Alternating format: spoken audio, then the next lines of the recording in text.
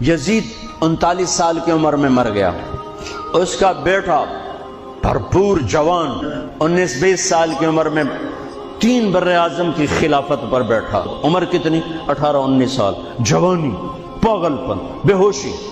40 دن حکومت کی، 40 دن۔